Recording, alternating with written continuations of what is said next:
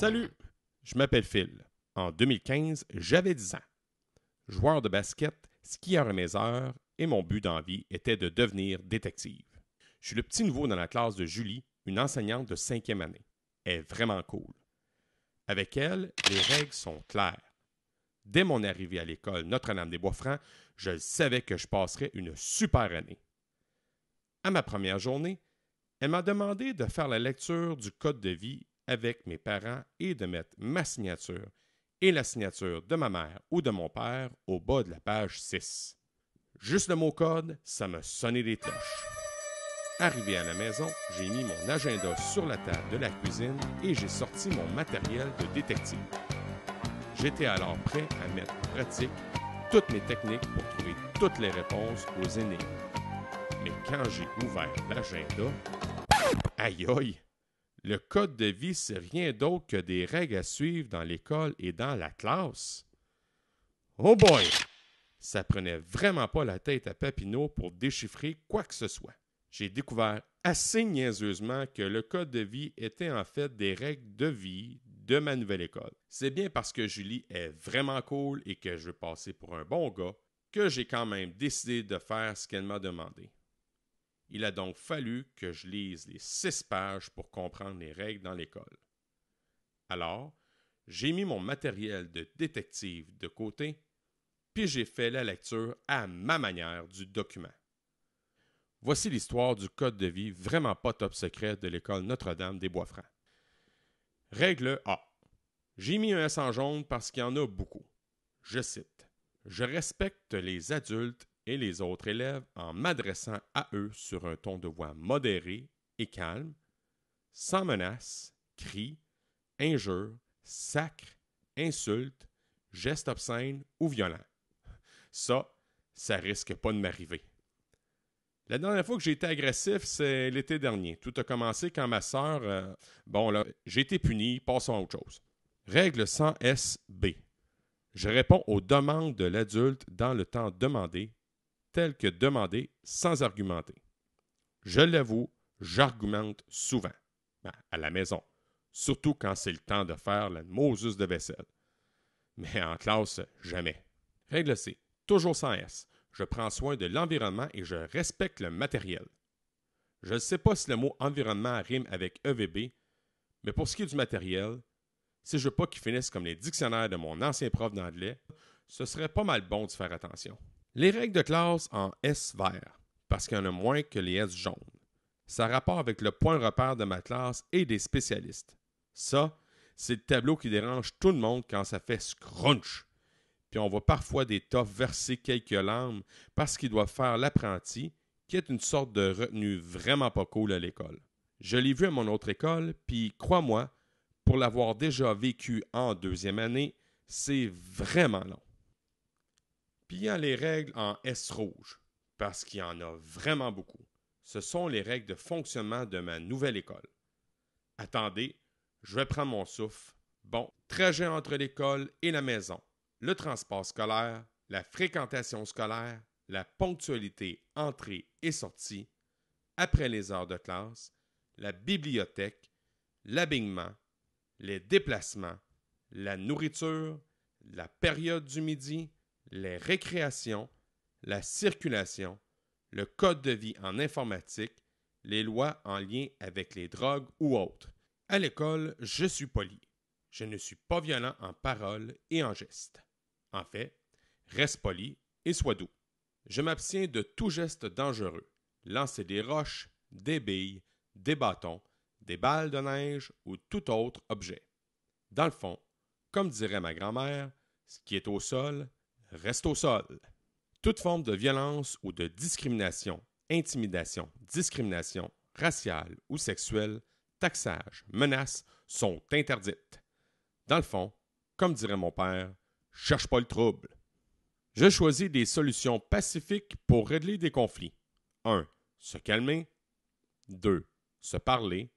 3. Chercher une solution. 4. Trouver une solution. La violence. J'évite la violence verbale et psychologique à l'école parce qu'au fond, comme dirait mon grand-père, La violence, ça fait pas juste mal sur le corps, ça fait aussi mal en dedans.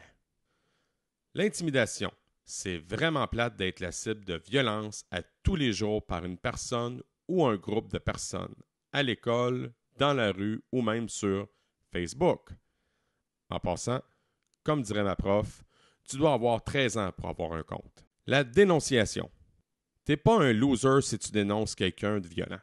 Au contraire, tu augmentes la sécurité de tes amis.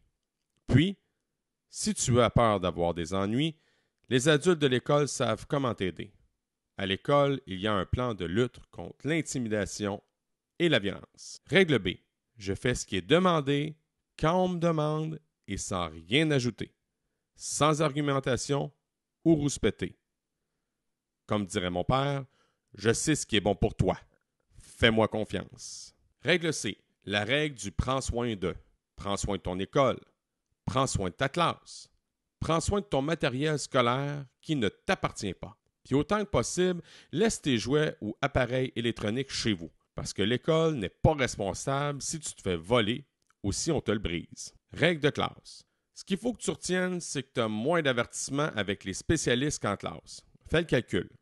4 manquements en éducation physique, en anglais ou en musique et 6 avec une classe comme Mme Julie. Ce qu'il faut surtout comprendre, c'est que tous les enseignants de l'école observent les mêmes règles. Bref, à Notre-Dame-des-Bois-Francs, les adultes travaillent en équipe. Règles de fonctionnement. Ce qu'il faut comprendre, c'est que tu dois marcher ou pédaler sur le bord de la rue ou sur les trottoirs. Arrivé à l'école, suis les règles A, B et C. Transport scolaire. En autobus, suis les règles ABC. Après l'école, habille-toi le plus vite possible pour que le chauffeur te reconduise chez vous à temps. Ponctualité, entrée et sortie. Ça veut dire arrive à l'heure, c'est-à-dire au minimum 10 minutes avant le son de la cloche. T'es en retard? Va voir le secrétaire pour avoir ton billet de retard. Puis, finalement, si tes parents veulent te voir, ils doivent avant tout se présenter au secrétariat.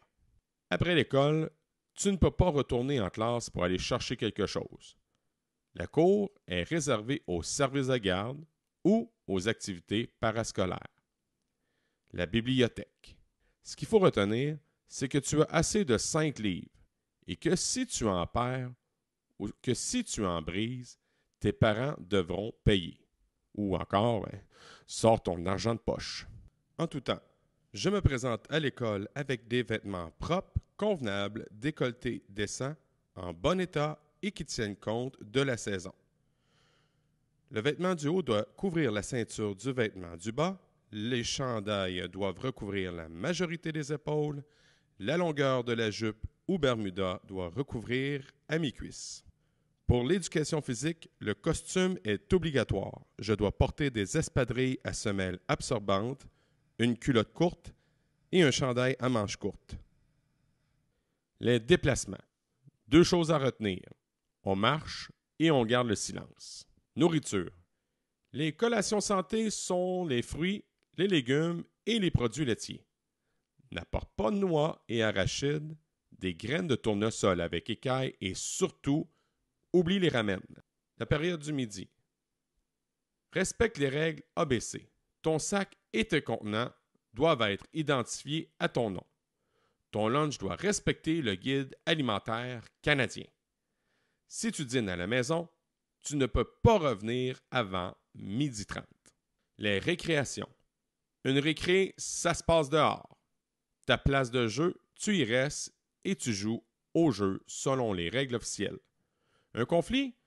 Va voir les médiateurs et ou les surveillants de la cour. Tu dois avoir la permission de ton surveillant pour entrer avant le temps ou pour aller chercher un ballon qui est allé dans la rue ou chez le voisin.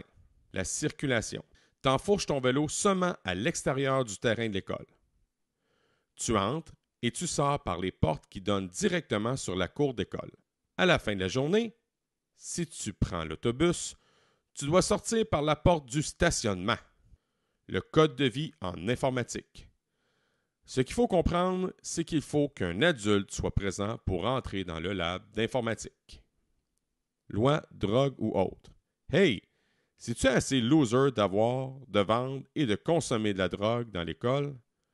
De toute façon, si ça arrive, t'es dans le trouble. Parlant de trouble, voici les conséquences possibles.